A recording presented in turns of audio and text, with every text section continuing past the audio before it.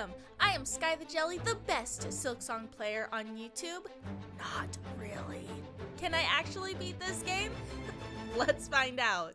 Hello and welcome! Today we are at 99% completion for Silksong, and right now we are working on the final memento, which is the Hunter's Journal. And I was so upset when I found out that we had to do the Hunter's Journal. Don't tell my later self that we actually didn't need to do it, or else she would be really pissed. Oh wait, that's me. I was freaking pissed. So I start out by looking at the ones that I hadn't ever gotten.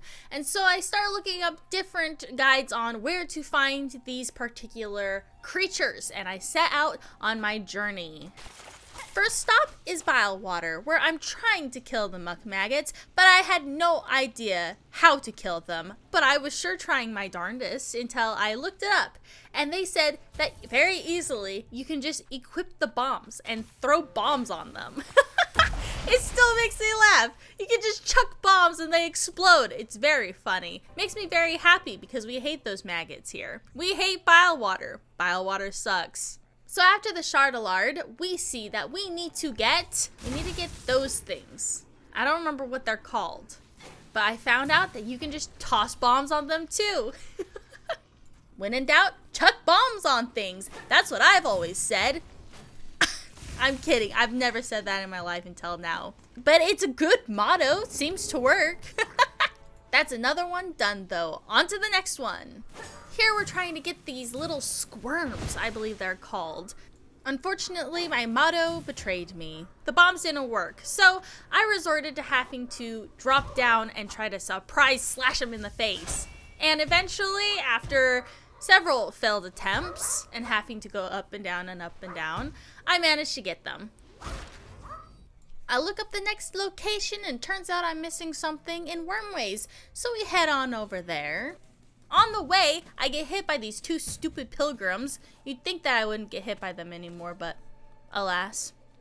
When I got here, I was so surprised to see Zango because I had found him earlier in my playthrough, but he wasn't alive at that point. So when Act 3 happened, then surprise, he came back alive and became one of the most annoying creatures to kill in existence. Again, you can see this is at 200 times speed. He just doesn't freaking die. He just doesn't die. I have the thought about here, maybe I'm doing something wrong. Maybe I need a different tool, a different weapon.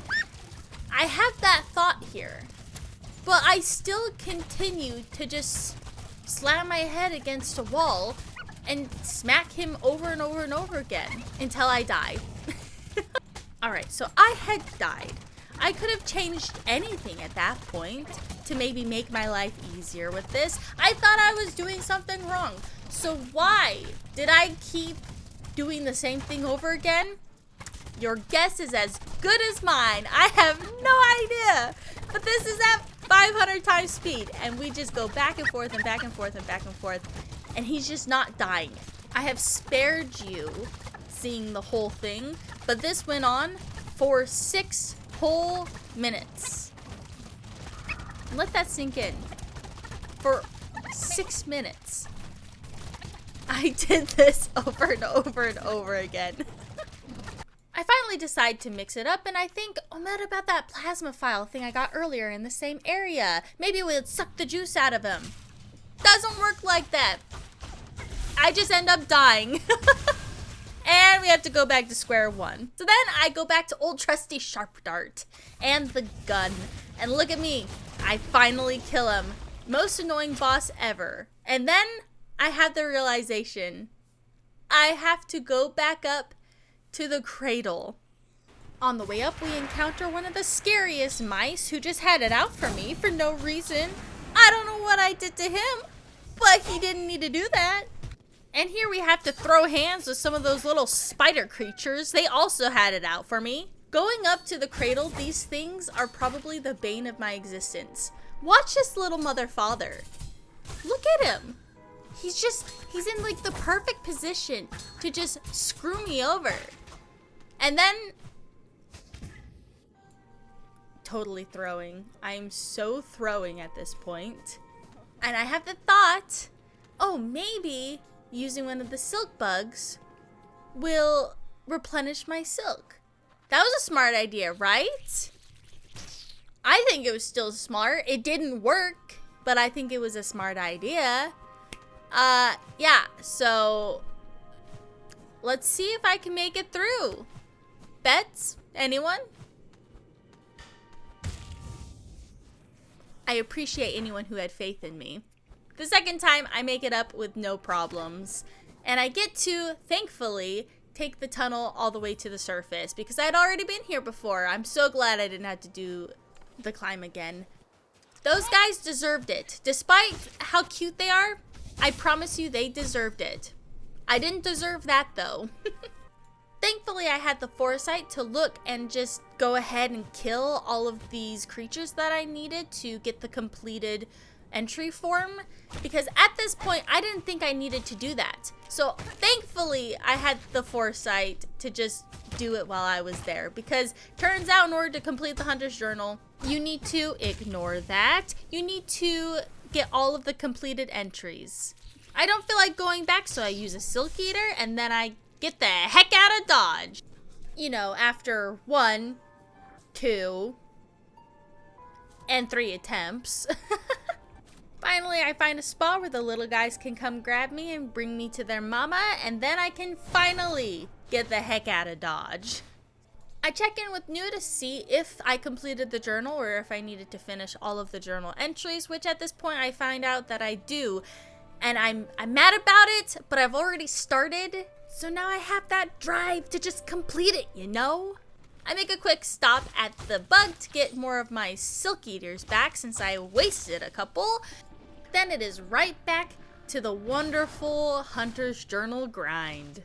I peruse the list of creatures that I still need to get, feeling a little disheartened at this point, but I just decide to start at the top and enjoy this little montage.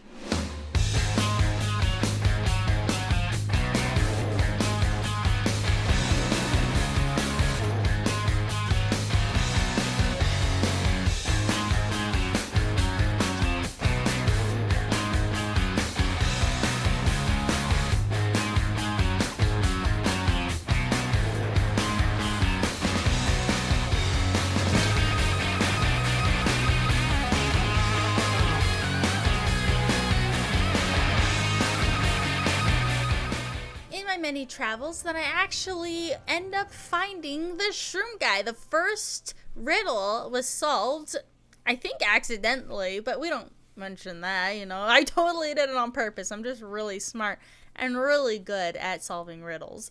But I find the mushroom for the first time, Mr. Mushroom, and I don't know why he's here still. I don't know why he's a herald and why he sounds like Harbor Topa.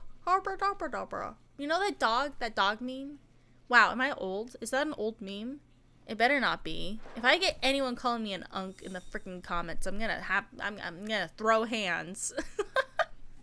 I notice a light coming down here, or pointing upwards, either or, from this snail place. I'm so glad I went to just check them out, because I hadn't been there in forever, so I just went to see if anything had changed. I'm so glad I did. I hit a couple rocks out of the way, see some lore. I don't know what that lore means, but it sounds disgusting. 12 acnids flat, all juices strained. Ew. Don't know what they needed that for. And 6 pilgrims living, hung long to drain. To be honest, maybe it's good that they're dead. Sounds like they were up to some freaky stuff. But we make it down to the bottom, very cautiously because I'm a scaredy cat. And we find the Snail Crest, which is an amazing crest. Literally, you turn into Link with the Master Sword at full health, but you don't even have to be at full health in order to use it. Bound the crest of the shaman, or a Snail Crest. Snest? I'm gonna call it Snest from now on. And look at this! Slice, slice, slice. Look how cool! It's so sick! I love it! And look at the way you heal! You like stab stab it into the ground. It's so cool. And then when I finally get to check it out, I find that you can have 5 silk skills. That's almost all of them. It's so cool. Then I'm able to complete a couple more journal entries, accidentally die to a pilgrim, you know how it be. And then I end off the night having killed one of the most hated enemies in all of Silksong. Thank you guys so much for watching. I'm enjoying these little videos where I do an over voice. It lets me be a little wacky, a little goofy. Please like, comment, subscribe, and we'll see you next time. Bye-bye!